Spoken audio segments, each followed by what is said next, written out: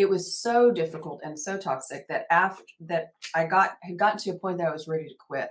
And this was my dream job. I'd moved, to Panama. I was making tons of money. I'd moved my spouse with me. It would have been a nightmare for me to quit.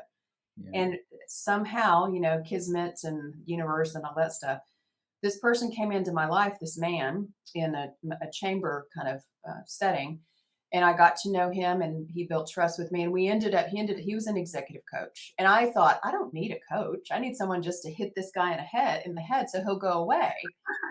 And let's be honest, that never happens. So it ended up that I got to a point, frankly, of somewhat of workplace desperation. And I called him and said, I guess I do need help. I didn't think I did. I kind of felt like I had it all figured out. Mhm. But as a result of my workplace life being a nightmare, everything else in my life is now falling apart because I'm bringing all that stress home. My relationship with my husband is a nightmare now too. I can't sleep.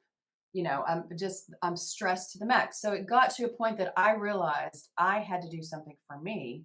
And what that looked like was hiring what ended up being, I thought it was a business coach. It ended up being as much a life coach because, as you said, it comes Yeah. back to beliefs, values, and things like that.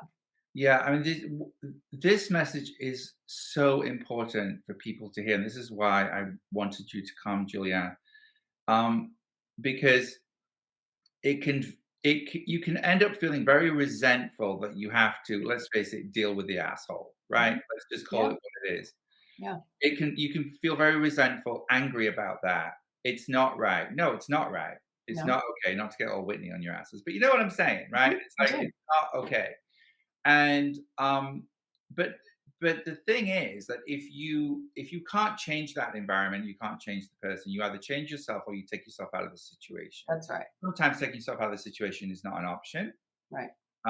for whatever reason, financial or practical or otherwise.